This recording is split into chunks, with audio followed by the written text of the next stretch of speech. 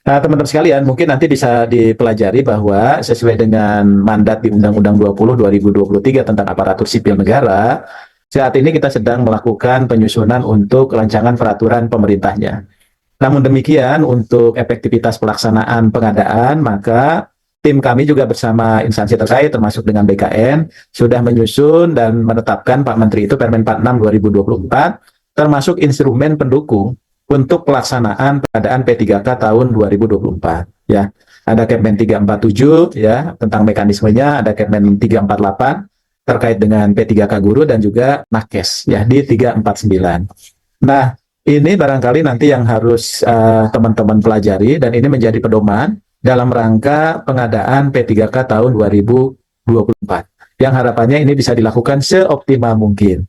Nah, oleh sebab itu dari data-data yang sudah ada dan ini sudah kita hitung bersama dengan teman-teman BKN bahwa kita masih memiliki tenaga non ASN termasuk juga XTHK2 ya XTHK2. Nah, ini nanti yang menjadi dasar untuk konteks itu. Nah, untuk mengakomodasi itu maka pengadaan kita sesungguhnya sudah disiapkan juga sebanyak 2,3 juta walaupun dengan berbagai kendala dan hambatan yang dimiliki dan keterbatasan tidak bisa memenuhi itu. Nah, oleh sebab itu, teman-teman sekalian, upaya-upaya ini kan terus dilakukan, ya, termasuk bagaimana teman-teman non-ASN, XTHK2, dan sebagainya itu juga tetap diberikan kesempatan untuk mengikuti seleksi PNS maupun P3K. Sehingga hasilnya itu berdasarkan data yang ada dari tahun 2021 sampai 2023, itu sudah 571.000 orang, ya, yang sudah menjadi aparatur sipil negara. Kemudian pelamar yang tidak dapat mengisi lowongan formasi dapat dipertimbangkan untuk menjadi P3K paruh waktu. Nah, oleh sebab itu ini adalah solusi kita dalam rangka penyelesaian tenaga non-ASN. Nah, kemudian yang ketiga adalah terkait dengan mekanisme seleksi P3K guru di instansi daerah, ya, di instansi daerah. Nah, di instansi daerah juga sama, pelamar itu dinyatakan lulus jika berperingkat terbaik. Nah, ini pengisian formasinya ini diprioritaskan bagi siapa? Yang pertama adalah pelamar prioritas, ya. Sebagaimana dulu yang memang menjadi prioritas untuk diangkat menjadi guru. Ya, kemudian ada guru XTHK2, dia yang terdaftar tapi dengan catatan aktif mengajar di instansi pemerintah. Karena ada juga yang mereka terdaftar tapi sudah tidak aktif lagi mengajar. Nah, berarti ini dia tidak punya lagi kesempatan untuk mengikuti seleksi dengan prioritas di kebijakan Kemenpan 348.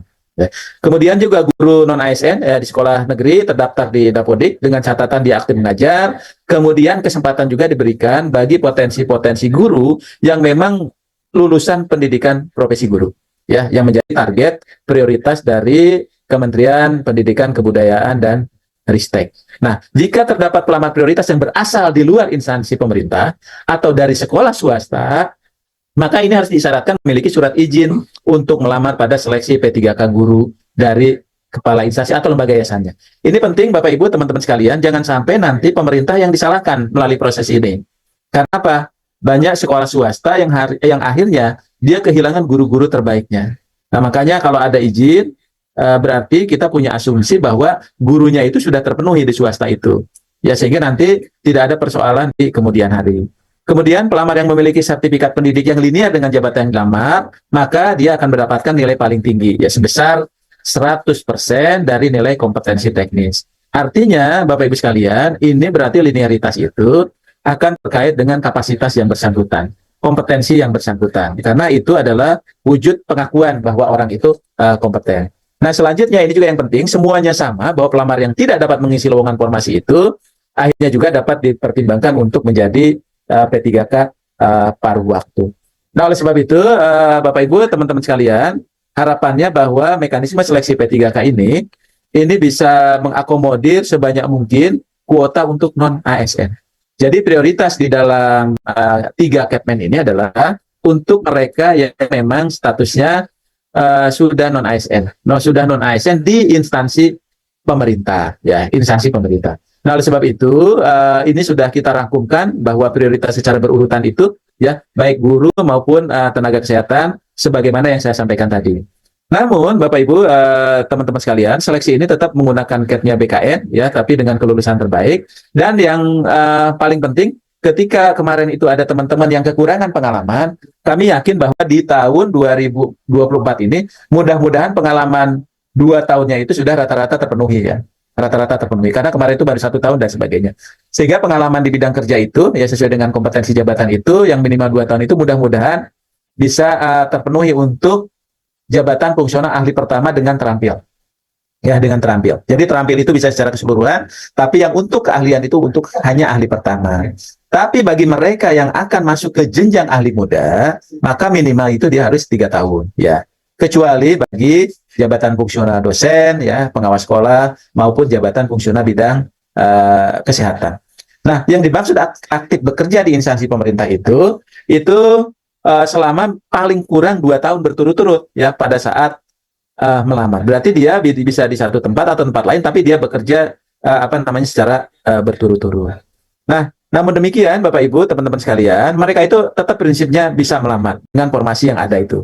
Nah, apabila tidak dapat mengisi formasi, maka dapat dipertimbangkan untuk menjadi P3K paruh waktu dengan mekanisme nanti diatur oleh instansi masing-masing.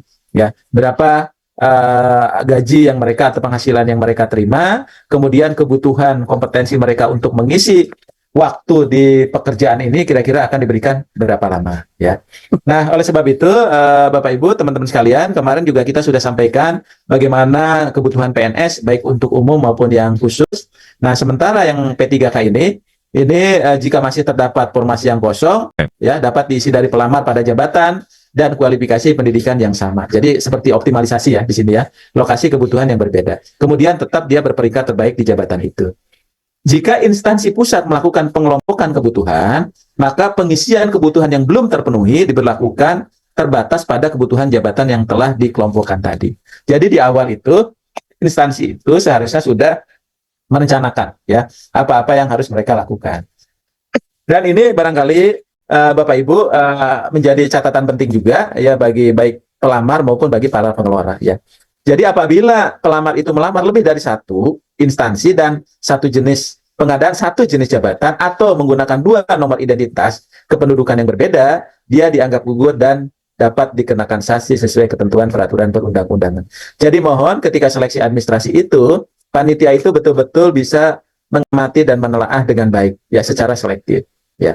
Yang kedua nih, ya disampaikan juga kepada para pelamar bahwa pelamar dilarang membantu dan atau melakukan kecurangan. Ya. Pada saat apa? Pada seluruh tahapan pengadaan. Kalau di administrasi saja dia sudah buat kecurangan, dia termasuk kena. Karena kita sebutkan pada setiap tahapan. Ya, kalau dia terbukti, apakah dia membantu melakukan kecurangan, maka pelamar dinyatakan gugur. Dan tidak boleh lagi melamar pada penerimaan ASN. Jadi tidak ada periodenya nih. Kalau dia curang, berarti bisa saja NIK-nya itu akan terkunci. Ya. Ini selanjutnya dalam hal pelamar yang sudah dinyatakan lulus pada tahap akhir seleksi.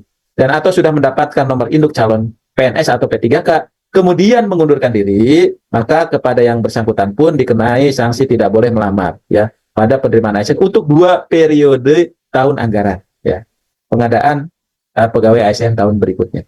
Jadi ini penting Bapak Ibu, teman-teman sekalian, supaya kita tidak menutup peluang bagi mereka yang hebat dan ingin menjadi aparatur sipil negara, tapi karena persoalan 3 ini dia akhirnya tidak bisa ikut.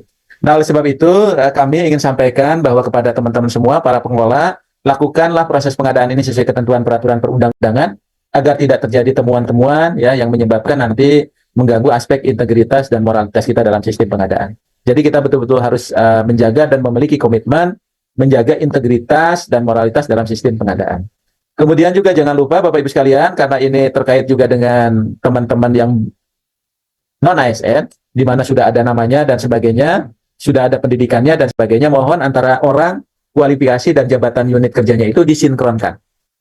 Ya, jangan sampai nanti tidak sinkron gitu. Jadi orang aja ternyata kualifikasinya berbeda, akhirnya juga dia nggak masuk.